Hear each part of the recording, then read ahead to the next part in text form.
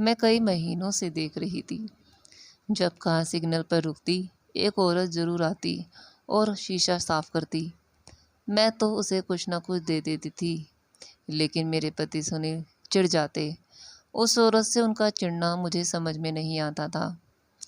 आज भी कार जैसे ही सिग्नल पर रुकी, वही काली कलूटी सी औरत गोद में बच्चे को लेकर गाड़ी के शीशे पोंछने लगी। मैंने अपने पति सुनील की ओर देखा का बड़बड़ाना चालू था। वो कह रहे थे, इस औरत से मुझे बहुत चिढ़ है, जब देखो रोज दिख जाती है।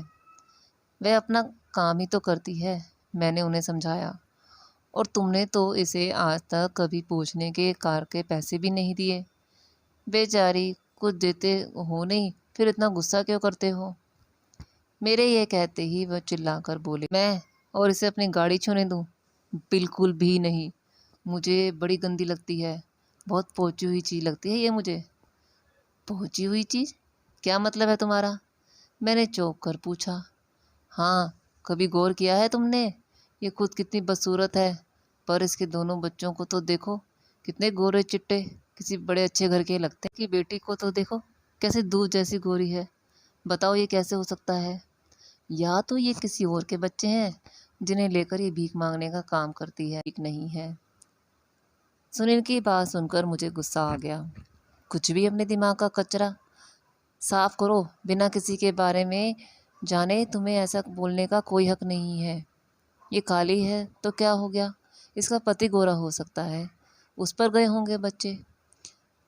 चरित्रहीन होती तो गाड़ी के शीशे साफ नहीं करती। अब हटाओ ये सब, देखो सिग्नल खुल गया। मैंने बात बदल दी। इस बात के 2 हफ्ते बाद ही एक शाम मैं और सुनील ऑफिस से लौट रहे थे। ज़बरदस्त ट्रैफिक था। मैंने शॉर्टकट लिया।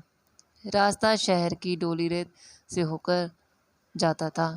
मन तो नहीं था उधर से जाने का, पर मजबूरी थी। पतली गली थी और आसपास झुग्गियां बसी हुई थीं।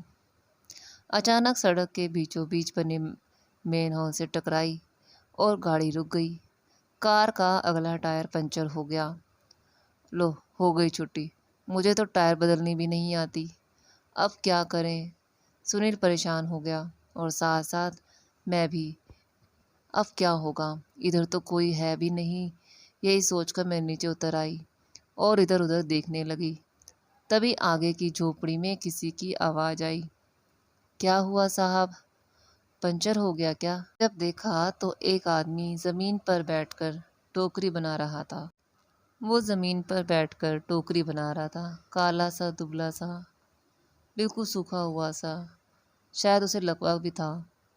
पास ही नीचे मिट्टी के बर्तन से एक छोटी सी बच्ची खेल रही थी।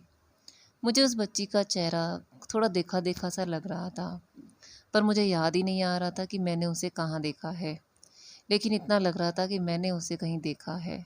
मेरा दिमाग बार बार उस बच्ची का चेहरा देख रहा था और याद करने की कोशिश कर रहा था कि मैंने उस बच्ची को कहाँ देखा है। बातों को अनसुना कर रहा था और मुंह बनाकर उस आदमी से कहने लगा, हाँ हाँ, पंचर हो गया है। कोई मिलेगा क्या बनाने वाला? मी बोला, दुकान तो नहीं है मैडम, पर हाँ काम हो जाएगा। बुलवा देता हूँ, वो ही कर देगा। उसकी बात सुनकर मुझे थोड़ी राहत मिली।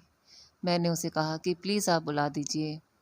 मेरे कहते ही उसने ज़ोर से आवाज़ लगाई, ओ कमला, छोटू को बुला कर ले आ, साहब लोग की गाड़ी रुकी पड़ी है।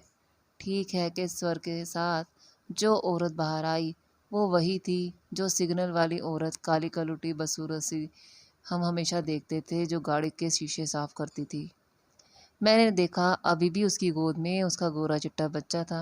पास खड़े सुनील ने जब ये सब देखा तो वह मेरे कान में कहने लगे, देख लिया ना इसके पति को, कितना चमक रहा है। हाँ हाँ, दूधिया गोरा है। अब बताओ क्या गलत कह रहा था मैं उस दिन? इसके बारे में मैं चुप थी। थोड़ी देर में वह औरत एक लड़के के साथ आती दिखी। लीजिए साहब, यह कर देगा।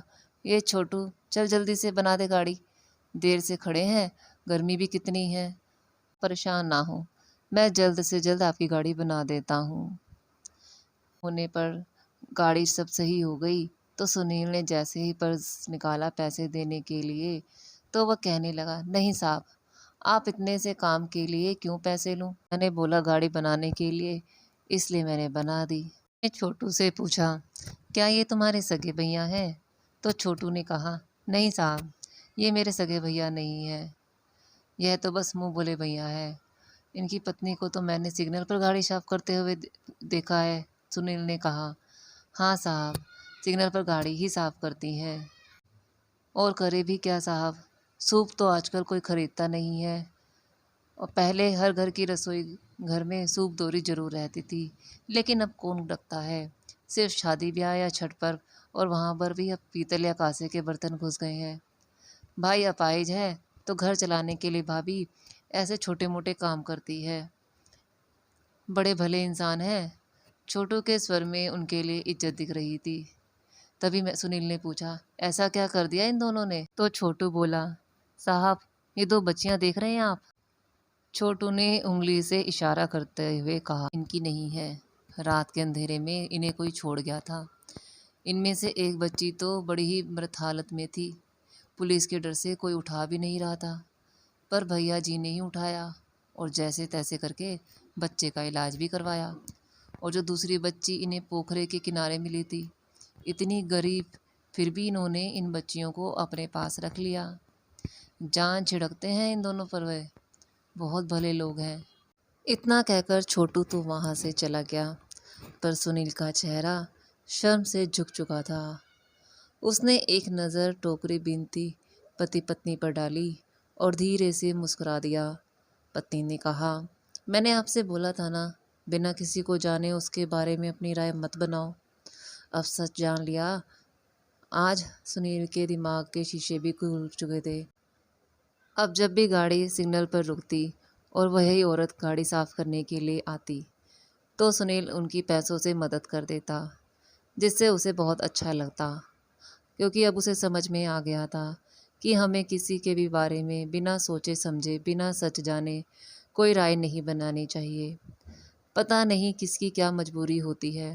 तो दोस्तों, कैसी लगी आपको आज की कहानी? आशा करती हूँ आपको ये कहानी अच्छी लगी होगी। अगर आपको अच्छी लगी है तो कृपया लाइक और सब्सक्राइब भी कर दीजिए।